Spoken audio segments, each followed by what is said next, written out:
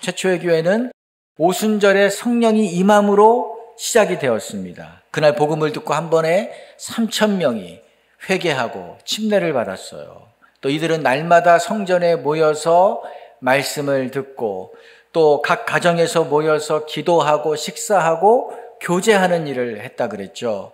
이것을 본 믿지 않는 사람들은 자기들과 전혀 다른 이 삶의 양식대로 살아가는 그들의 모습을 보면서 칭송했다고 했습니다. 오늘 본문에는 교회가 시작된 후에 첫 번째 기적이 행해진 그 모습이 나옵니다.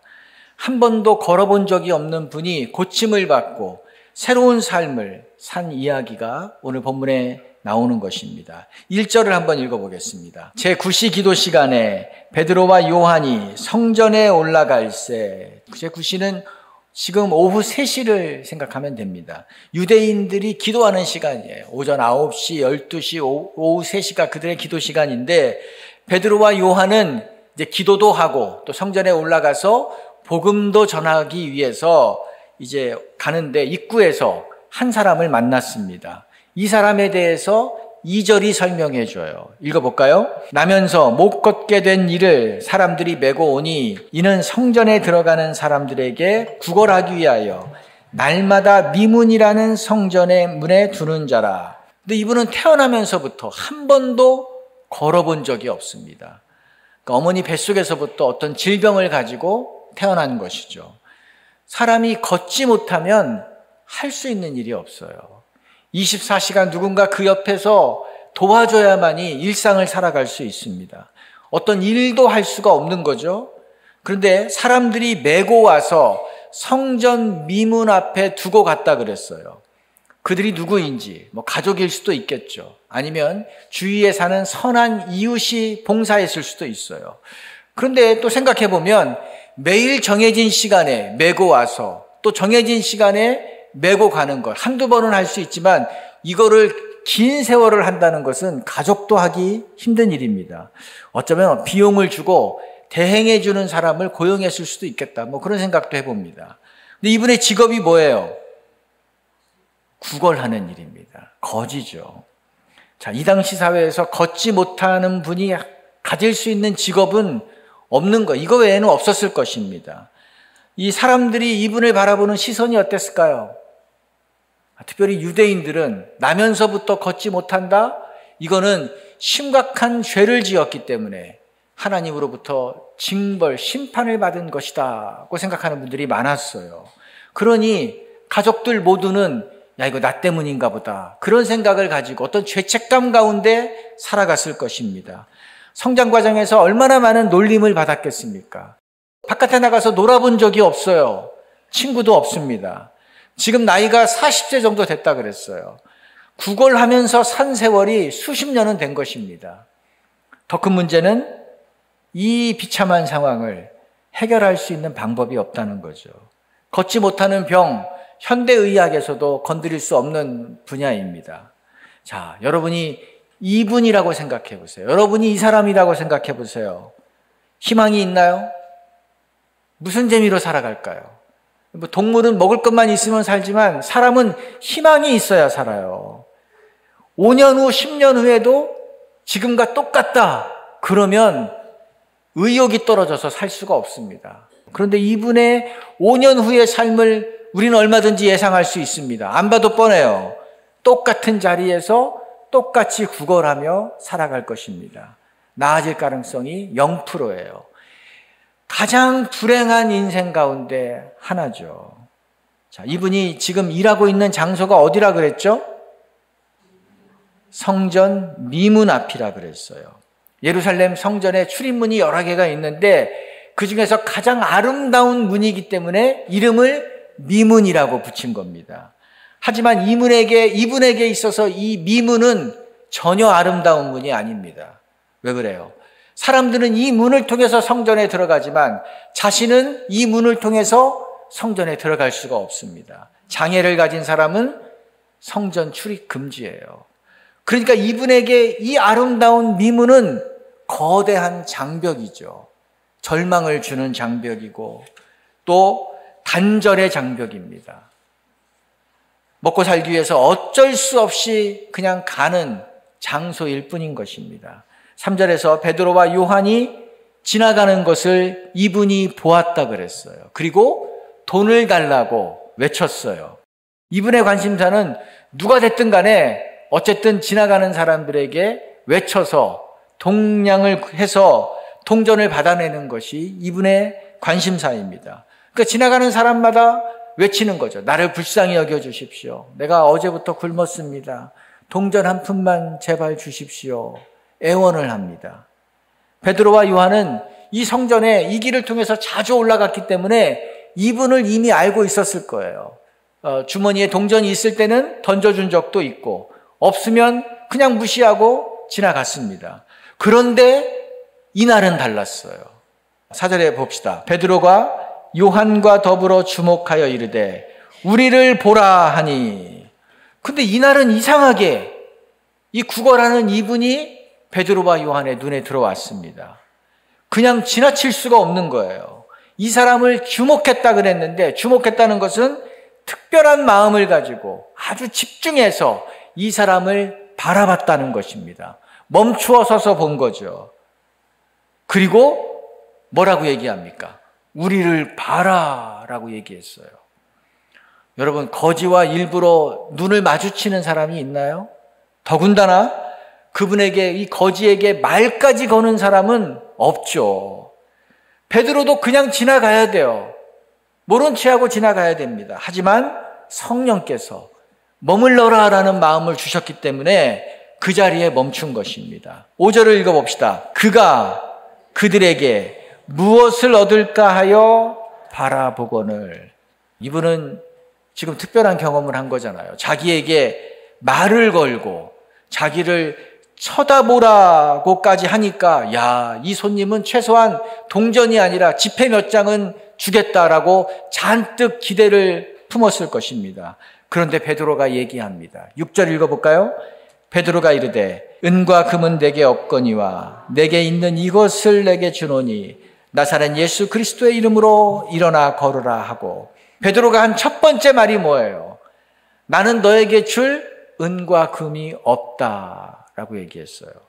이분의 입장에서 얼마나 실망스러운 대답인가요? 아니, 돈이 없으면 그냥 지나가지 왜 사람을 보라 마라 하고 이렇게 잔뜩 기대를 부풀려 놓았을까? 이분이 마음속으로 생각했을 거예요.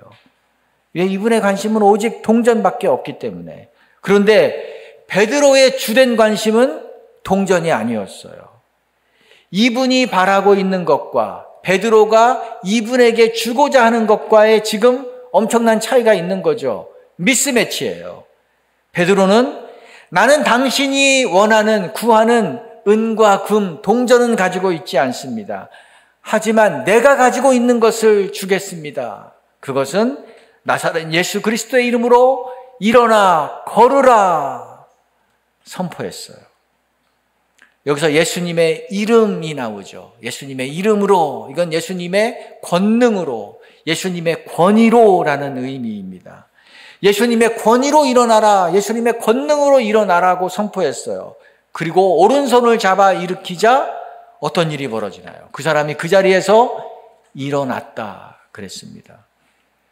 여러분, 우리가 한 달 정도 다리를 다쳐가지고 한 달 정도 깁스를 하고 있다가 그것을 풀어도 바로 걷지 못해요.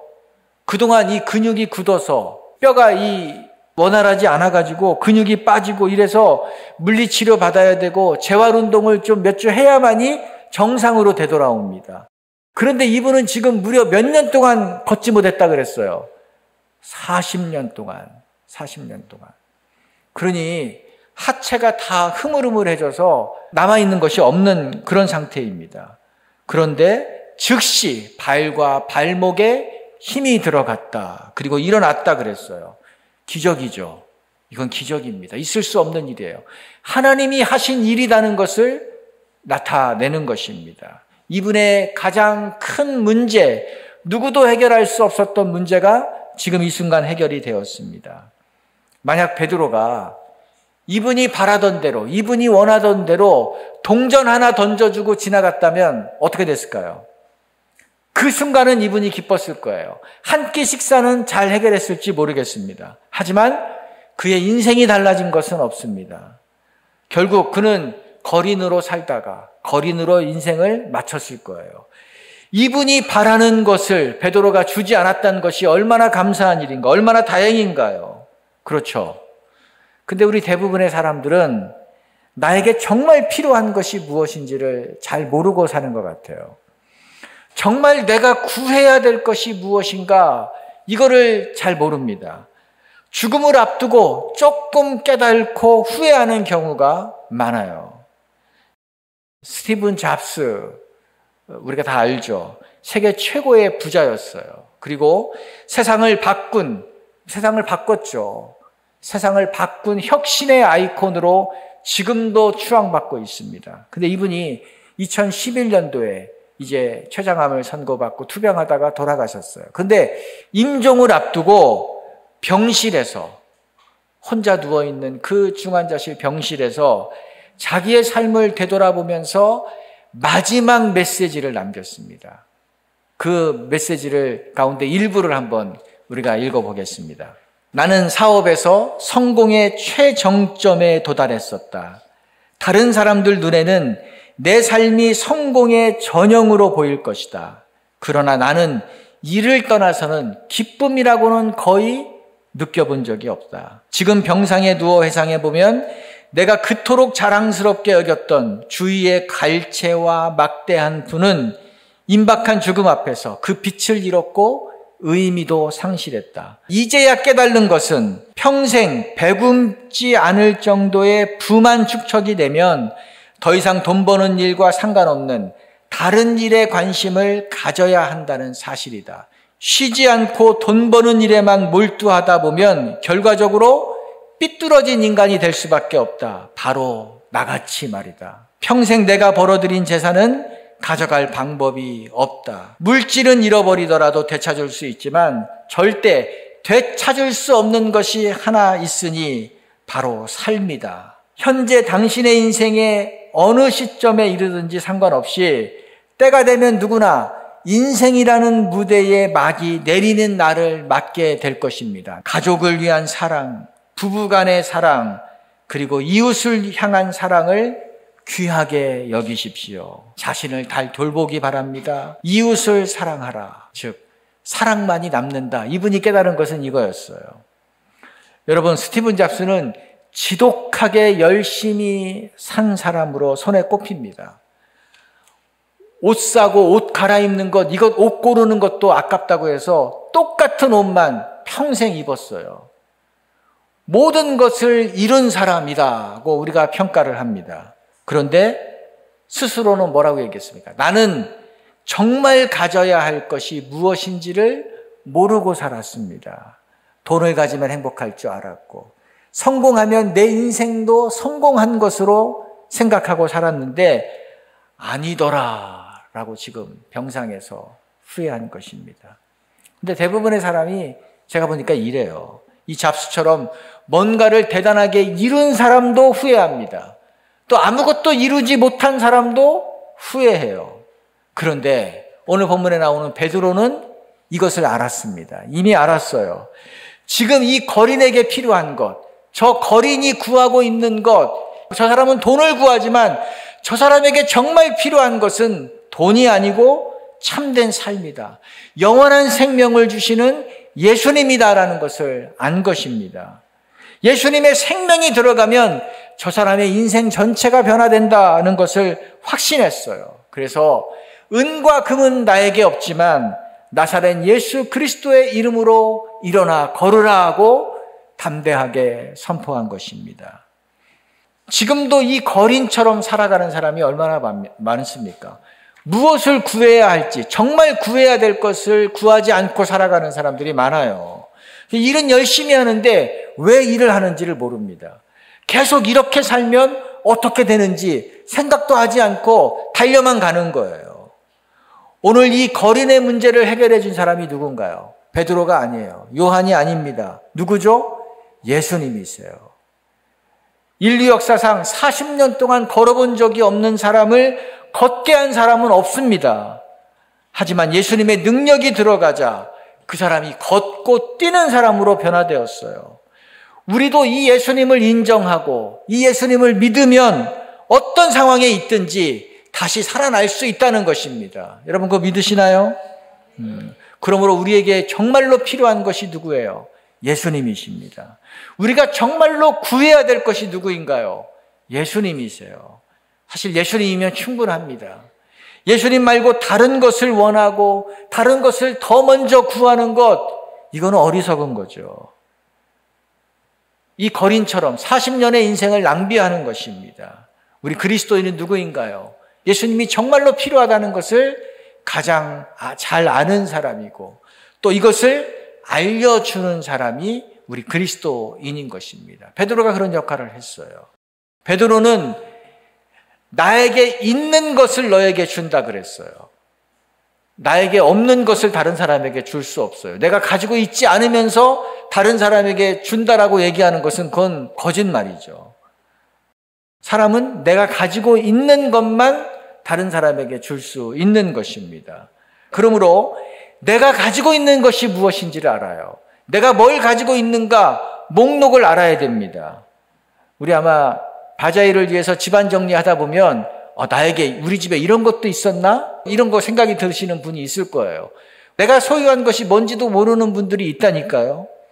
또 내가 가지고 있는 것이 얼마나 큰 능력이 있는지 얼마나 대단한 것인지를 우리는 잘 알아야 되는 것입니다. 그래야만이 그것을 사용할 수 있어요. 그래야만이 그것을 나누어 줄 수 있는 것입니다. 1867년에 미국이 이 러시아로부터 알래스카를 구입했어요. 알래스카 주죠. 알래스카 주 전체를 샀습니다.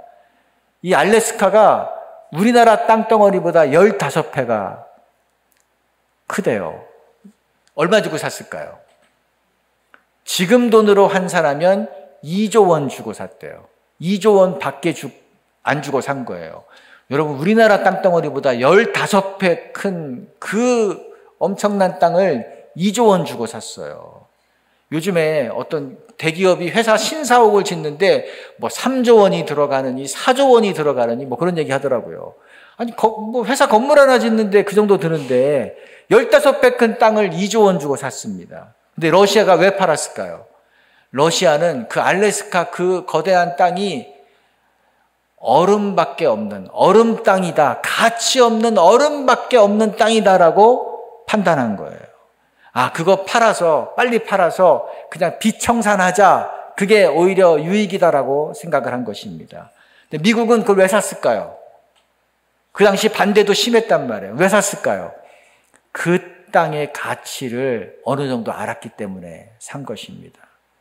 근데 구입하고 나니까 알고 있던 것보다 훨씬 더 큰 가치가 있었어요. 그 안에 지금도 매장되어 있는 석유의 양이 얼마인지 모릅니다. 엄청난 석탄이 묻혀 있고 엄청난 천연가스가 묻혀 있고 금이 있고 구리가 있고 거대한 지하자원의 보고예요. 뿐만 아니라 이건 돈으로 값으로도 매길 수 없는 군사적인 가치, 또 이 지형적인 가치, 과학적인 가치가 알래스카에 있습니다. 러시아가 땅을 치고 후회하죠. 지금 그 도로 물르자 이런 얘기도 하는 사람도 있대요. 왜? 가치를 몰랐기 때문에 그런 것입니다. 근데 베드로는 거린에게 얘기했어요. 나는 너에게 줄 돈이 없다. 하지만 위축되지 않았습니다. 내 능력으로 이 거린을 도울 수 없었어요. 그렇다고 해가지고 포기하지 않았어요. 왜요? 베드로 안에 계신 예수님의 가치, 능력, 크기를 그가 알았기 때문입니다. 베드로는 내 안에 계신 예수님은 죽음도 이기신 분이시고 능력에 제한이 없으신 하나님이시다는 것을 그가 알았습니다. 그래서 누구든지 이 예수님과 접속이 되면 인생이 바뀐다. 예수님이 해결하지 못할 문제는 그 어떤 것도 없다는 것을 그가 확신했습니다. 그래서 모두가 포기한, 자기 자신까지도 포기했던 이 거린에게 다가간 거예요. 예수님의 이름을 선포한 것입니다. 예수님의 가치를 알았기 때문에 그렇게 한 거죠. 우리는 어떤가요? 우리는 예수님을 이미 보유한 사람입니다. 여러분 믿으시나요? 예수님을 보유했어요, 우리는. 바울은 보배를 가진 자다라고 표현을 했어요, 이것을. 고린도후서 4장 7절 읽어봅시다. 우리가 이 보배를 질그릇에 가졌으니 이는 심히 큰 능력은 하나님께 있고 우리에게 있지 아니함을 알게 하려 함이라. 심히 큰 능력, 가장 큰 능력을 가진 하나님을 우리가 가졌다라고 바울도 고백한 것입니다. 여러분, 그러므로 우리는 나는 가진 것이 없어요. 나는 가진 것이 없어서 못합니다. 이런 생각, 이런 말은 우리가 땅에 묻어둬야 될 줄로 믿습니다. 나는 돈이 없어서 할 수 있는 게 없어요. 이런 생각은 버려야 됩니다. 나는 능력이 없어서 못해요. 하나님이 슬퍼하십니다. 심히 큰 능력이 누구에게 있다 그랬어요? 하나님에게 있다. 예수님에게 있다. 성령님에게 있다. 그런데 그 성령님이 우리 안에 계신데 나는 능력이 없어요. 이런 얘기하면 안 되는 거죠. 상황이 어려워서 그건 못하겠어요. 문제가 너무 커서 그거는 불가능합니다. 이거는 하나님을 과소평가하는 거예요. 우리 안에 계신 주님의 능력은 제한이 없으십니다. 믿으시나요? 주님의 손에 붙잡히면 바뀌지 않을 인생이 없는 줄로 믿습니다. 오늘 이 거린이 증명하잖아요. 가장 아름다운 그 성전의 미문 앞에서 가장 아름답지 않은 삶을 이렇게 40년 동안 살고 있는 그 거린, 이 거린이 예수님을 통해서 가장 아름다운 삶으로 즉각 변화되었어요. 하나님은 이렇게 불행한 인생, 불쌍한 인생을 바꾸어 놓으시는, 변화시키시는 분이신 것입니다. 이것은 베드로같이 특별한 사람만 할 수 있는 것이 아니에요. 나도 누군가의 삶을 일으켜 세우는 그런 축복의 사람, 축복의 통로가 될 수 있습니다. 여러분이 그런 사람이 될 수 있어요. 그러기 위해서 순종하면 되는 것입니다. 근데 베드로가 이렇게 순종한 것, 이거 쉬운 일이 아닙니다. 거린 앞에 머물러라.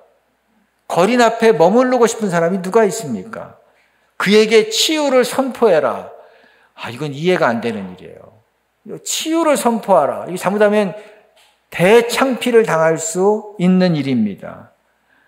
이처럼 성령님이 우리에게 뭔가 일하시기 위해서 말씀하실 때 우리가 예상하지 못한 상황으로 우리를 이끌어 가실 때가 많아요. 우리가 한 번도 해본 적이 없는 일을 시키실 때도 있습니다. 그때 내가 판단하고 내가 계산하고 그래서 그냥 그 자리에서 못합니다라고 밀어내버리면은 아무 일도 일어나지 않습니다. 그럴 때 어떻게 해야 돼요? 그럴지라도 우리는 성령님의 인도하심에 따라야 되는 것입니다. 아무것도 하지 않으면 아무 일도 일어나지 않습니다.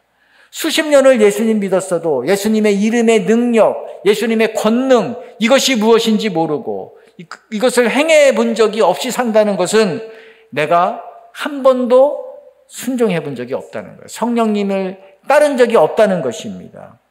여러분, 아무 일도 일어나지 않는 인생을 살고 싶으신가요? 그렇지 않죠? 그렇지 않죠? 아무 일도 일어나지 않는 인생을 살고 싶으면 가만히 있으면 됩니다. 성령님께서 마음을 주실 때 무시하면 돼요. 그냥 지나가면 됩니다. 바쁘다고 그냥 성전 안으로 들어가면 되는 거예요. 그러나 베드로처럼 성령님이 주신 이 마음을 내가 피하지 않으면, 따르면 우리를 통해서 절망에 빠진 사람, 무너진 사람을 일으켜 세울 줄로 믿습니다.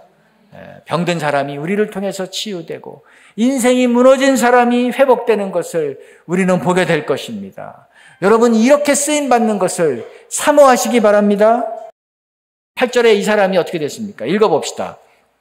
서서 걸으며 그들과 함께 성전으로 들어가면서 걷기도 하고 뛰기도 하며 하나님을 찬송하니. 이분이 이렇게 변화되었어요. 걷고 뛰고 하나님을 찬송하는 사람으로. 그런데 이분이 변화되고 나서 가장 먼저 무엇을 했나를 보세요. 집으로 달려가서 부모님에게, 친척들에게 나 이렇게 됐습니다라고 집으로 달려갔나요? 아니에요. 어디로 갔죠? 성전으로 들어갔어요. 성전 안으로 들어갔습니다. 거기에서 많은 사람들 앞에서 나를 구원해 주신, 나를 이렇게 회복시켜 주신, 살려 주신 하나님을 소리 높여 찬양했다 그랬어요. 하나님의 그 행하신 일들을 그가 선포한 것입니다.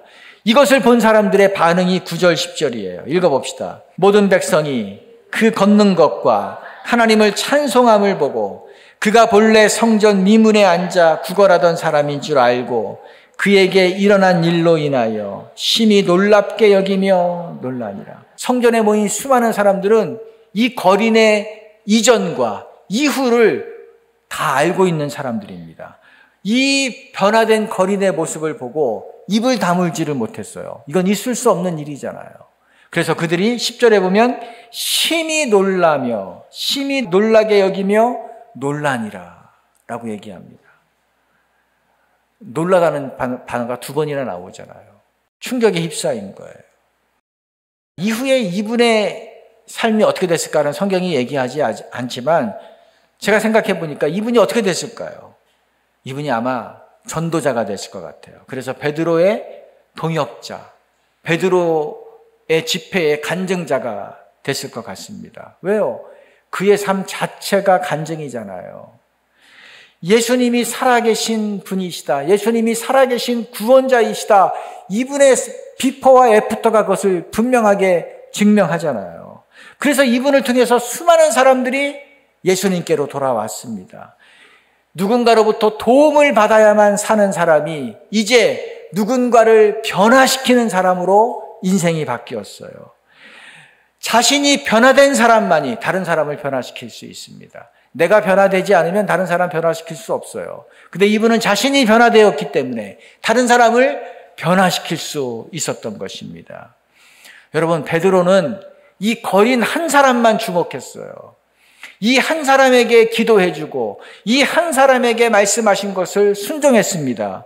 그런데 이 사람을 통해서 이런 놀라운 일들이 벌어질지, 이 사람을 통해서 하나님이 이렇게 엄청난 놀라운 역사를 일으킬지 베드로는 상상도 못했던 일이 지금 벌어진 것입니다. 그래서 베드로가 성전에서 복음을 전하는 것보다 이 사람이 복음을 전했을 때 주님 앞으로 돌아오는 사람이 훨씬 더 많았을 거예요. 여러분, 이것이 우리가 한 사람, 한 영혼에게 마음을 품고 집중해야 될 이유인 것입니다. 하나님이 어떻게 일하실지 우리는 모르기 때문이에요. 여러분도 그것을 인정하시나요? 네. 여러분, 이 말씀을 통해서 우리는 소망을 갖습니다. 지금 여러분에게 어떤 어려움이 있으신가요? 내 인생도 이 거린처럼 소망이 없다.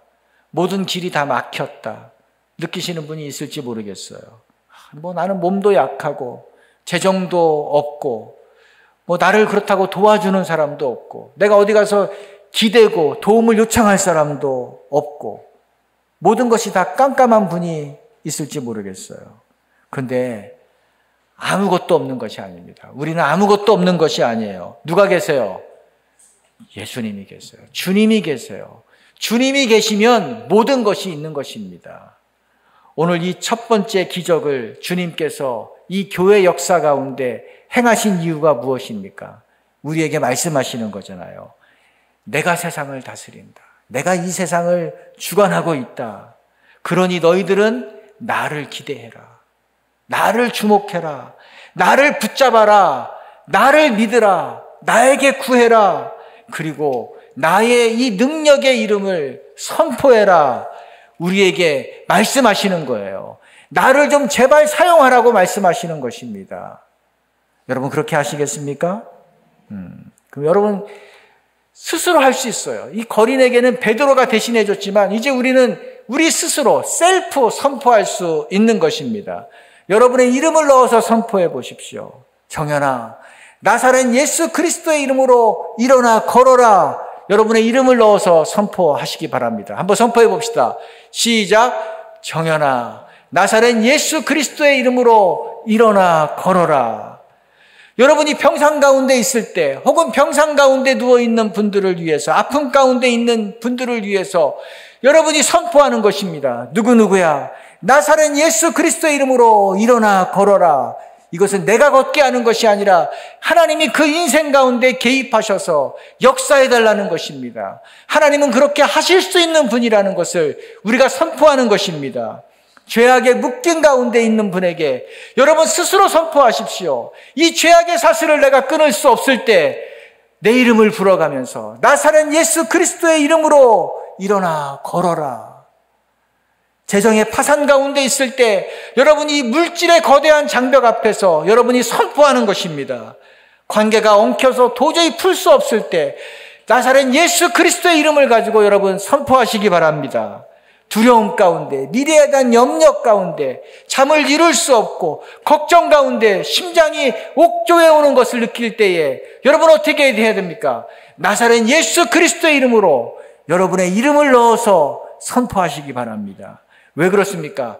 나는 못하죠. 그러나 주님은 하실 수 있다는 것을 우리가 알기 때문인 것입니다. 믿음으로 선포하는 자에게 하나님이 그 믿음을 통해서 역사하십니다. 이것이 여러분의 삶 가운데 이루어지고 우리 교회 가운데 이루어질 줄로 믿습니다. 그래서 영적인 거린, 정서적인 거린, 육체적인 거린, 나면서 한 번도 걸어보지 못했던 사람들이 일어나는 일을 하나님 우리를 통해서 이루어 주시옵소서. 이것이 우리의 기대이고 우리의 소망이기를 예수님의 이름으로 축원드립니다. 같이 기도합시다. 여러분, 우리는 오늘 세상에서 가장 불행한 사람을 보았습니다. 이제 가족들도 지쳐서 다 밀쳐버린, 세상도 누구도 주목하지 않는 완전히 버림받은 사람, 자기 힘으로 할 수 있는 것이 아무것도 없습니다. 도와주는 사람이 필요한 사람입니다. 한 푼의 동전이 그의 인생의 전부였어요. 그 동전을 주는 사람이 없으면 내 인생은 죽는다, 끝난다라는 그 신념을 가지고 살아왔습니다. 그런데 베드로는 정반대의 삶을 살았어요. 동전을 구하는 자가 아니라 자신이 가진, 자기 안에 가진 예수님이 얼마나 보배로우신 분인지, 이 예수님만 있으면 충분하다는 생각을 가지고 살았습니다. 그래서 거린이 요구하는 동전을 던져주지 않고 예수님의 이름, 예수님의 구원이 능력을 선포하고 예수님의 구원을 선포하고 일어나 걷게 하는 일에 쓰임을 받습니다. 그래요. 아무리 힘들어도 이 나면서부터 걷지 못한 이 거린만큼 힘든 사람이 있겠습니까? 그러나 이렇게 희망이 없을지라도 예수님과 연결되면 살아나는 것입니다. 예수님과 연결되면 인생이 바뀌는 것입니다. 우리는 예수님으로 충만합니다. 예수님이면 충분합니다.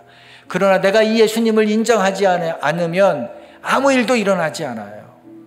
나는 거린으로 살다가 거린과 같은 삶으로 죽게 될 것입니다. 그러므로 여러분, 이 시간 우리가 기도할 때 지금 나의 상황 가운데 한번 예수님을 초청합시다. 다시 예수님을 초청합시다. 예수님에게 우리의 마음을 올려드립시다. 예수님, 내가 해결할 수 없는 이 문제가 있습니다. 나를 압박하고 나를 좌절케 하고 나를 근심하게 하고 나를 두렵게 하고 다 포기하게 만드는, 포기할 수밖에 없는 그런 큰 문제가, 큰 어려움이, 난관이 나에게 있습니다. 돈의 문제이기도 하고 일의 문제이기도 하고 미래의 문제이기도 하고 가족의 문제이기도 하고 건강의 문제이기도 하고 관계의 문제이기도 하고 그 어떤 것이든지 관계없습니다. 오늘 이 거린을 걷게 하신 예수님, 나사렛 예수 그리스도의 이름으로 일어나 걷게 하신 그 예수님이 나에게 역사하면 나는 모든 사슬을 끊고 일어나게 될 것을 믿습니다. 주님, 내 인생을 반전시켜 주시옵소서. 나사렛 예수 그리스도의 이름으로 여러분의 문제를 선포하며 주님을 구하며 우리가 기도하며 나아갑시다. 아버지 하나님, 이 시간 나사렛 예수 그리스도의 이름으로 선포합니다. 우리를 묶고 있는 모든 사슬을 끌어내는 것이 오직 예수 그리스도의 이름인 것을, 권능인 것을 믿음으로 선포합니다. 하나님, 우리를 막고 있는, 우리의 길을 막고 있는 담장 가운데 몰아넣고 있고 우리를 근심하게 하고 우리를 옥죄이게 만들고 미래를 소망하지 못하게 만들고 우리는 끝났다고 말할 수밖에 없게 만드는 이 더러운 환경 앞에서 아버지 굴복하지 않습니다. 나사렛 예수 그리스도의 이름으로 일어나 걸으라. 주님이 걷게 하실 줄로 믿습니다. 하나님, 재정의 문이 막힌 자, 파산 직정에 있던 자들에게 주님 말씀하십시오. 나사렛 예수 그리스도의 이름을 붙잡고 나아갈 때에 그 모든 재정의 문이 열릴 줄로 믿습니다. 주님, 그런 역사를 내려주시옵소서. 질병의 그 고통 가운데 있는 자들에게 하나님 예수 그리스도의 이름으로 일어나 걷는 역사를 내려주시옵소서. 모든 사람 가운데 그런 복잡한 관계 속에서 하나님 어지러움 가운데 있는 자들에게 예수 그리스도의 이름으로 그 복잡함이 끊어지는 역사를 내려주시옵소서. 하나님, 미래가 열리지 않고 불투명하고 아버지 어떻게 살아가야 될지 답이 없는 그런 우리 자음 세대들에게 하나님 예수 그리스도의 이름으로 소망을 내려주시옵소서. 아무것도 도와주는 사람이 없고 아무것도 길이 보이지 않아도 예수님께서 손을 잡아 일으키시면 발과 발목에 힘을 얻고 뛰고 걷고 나아가는 인생이 된다는 것을 믿음으로 선포합니다. 하나님, 그런 인생들이 되게 하여 주시옵소서. 하나님, 우리 교회가 그런 교회가 될 줄로 믿습니다. 주저앉는 교회가 아니라 걷는 교회, 뛰는 교회, 만방에서 예수가 그리스도이심을 선포함으로 예수 그리스도의 이 복음의 능력을 드러내고 그것을 통해서 사람들을 구원하는 하나님, 그런 생명의 교회로 우리를 삼아 주시옵소서. 주님은 그렇게 하실 수 있는 분입니다. 주님, 우리가 아무것도 없는 것처럼 살지 않게 도와주시옵소서. 주님을 근심하며 살게 하지 않게 도와주십시오. 주님이 모든 것입니다. 주님이 하시면 하는 것입니다. 하나님, 이 믿음을 우리에게 허락하여 주시옵소서. 아멘.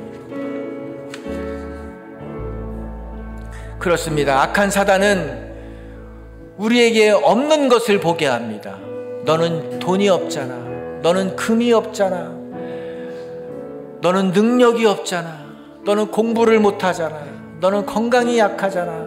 너는 나이가 너무 많잖아. 힘이 없잖아. 너를 도와줄 배경이 없잖아. 너는 부모가 시원찮잖아. 너는 자녀들이 시원찮잖아. 없는 것을 바라보게 합니다. 그러면 평생 이 거린처럼 살아가는 거예요. 그러나 성령 하나님은, 우리 안에 계신 주님은 없는 것이 아니라 베드로처럼 은과 금이 없어도 나에게는 살아계신 예수 그리스도가 있다. 그것이 전부 다 예수 그리스도를 바라보게 하는 것입니다. 그 사람을 통해서 하나님의 일이 일어나는 거예요. 그러므로 오늘 우리 이 가사를 생각하면서 우리의 마음을, 우리의 믿음을 주 앞에 고백합시다. 하나님, 나는 있는 사람입니다. 예수님이면 충분합니다. 이제 주저앉는 사람이 아니라 일어나 걸어가 뛰고 외치는 사람이 되겠습니다. 우리 이 믿음을 찬양으로 고백합시다.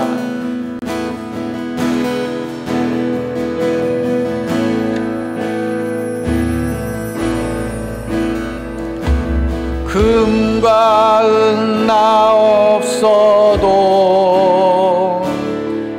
내게 있는 건 내게 주니 곧 나사렛 예수 이름으로 일어나 걸으라. 그는 걸었네, 뛰었네, 찬양했네. 그는 걸었네, 뛰었네, 찬양했네. 곧 나사렛 예수 이름으로 일어나 걸으라. 금과 은 나 없어도, 금과 은 나 없어도 내게 있는 건 내게 주니 곧 나사렛 예수 이름으로 일어나 걸으라. 금과 은 나 없어도, 금과 은 나 없어도 내게 있는 건 내게 주니 곧 나사렛 예수 이름으로 일어나 하시는 분입니다. 그는 걸었네 뛰었네 찬양했네. 그는 걸었네 뛰었네 찬양했네. 곧 나사렛 예수 이름으로 일어나. 나는 걸었네, 나는 뛰었네. 나는 걸었네 뛰었네 찬양했네. 나는 걸었네, 나는 걸었네 뛰었네 찬양했네. 곧 나사렛 예수 이름으로 일어나 걸으라. 곧 나사렛 예수 이름으로, 곧 나사렛 예수 이름으로 일어나 걸으라. 아멘. 누군가를 일어나 걷게 하시는 그런 삶이 되기를 축복합니다. 또 여러분의 삶이 일어나 걷고 뛰는 삶이 되기를 주님의 이름으로 축복합니다.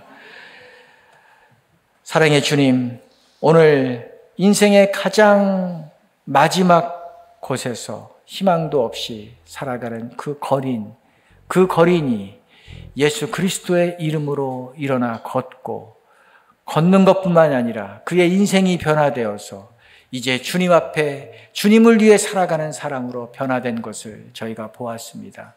이것이 초대교회의 첫 번째 기적인 것은 하나님이 이런 분이시기 때문에 우리가 그 하나님을 믿고 나아가면 모든 교회에 이런 변화의 역사, 일어남의 역사를 내려주신다는 것을 우리에게 보여주신 것인 줄로 믿습니다. 이제 예수님만이 행하신 일을 우리 교회를 통해서 이루어 주신다는 것을 보여주셨기 때문에 하나님, 우리 교회와 우리 성도들이 이 일을 행하는 자들이 되게 도와 주시옵소서. 걷지 못하는 영혼들을 일으키는 자들에게 우리가 쓰임받기를 원합니다. 파산한 자들에게 새로운 생명을 부어주는 일에 우리가 쓰임받기를 원합니다. 또한 우리가 주저앉는 자가 아니라 계속해서 일어나 걷는 자가 되게 도와주시옵소서. 주님께서 이미 우리에게 주신 이 보화와 같은 예수 그리스도를 사용하고 전하는 그런 복된 삶이 되게 하여 주시옵소서. 성부와 성자와 성령의 이름이 오늘 내가 가져야 될 것이 무엇이고 내가 가진 것이 무엇인지를 분명히 알고 그것을 사용하기로 결단한 우리 성도들 위해 영원히 함께하기를 예수님의 이름으로 축원드립니다.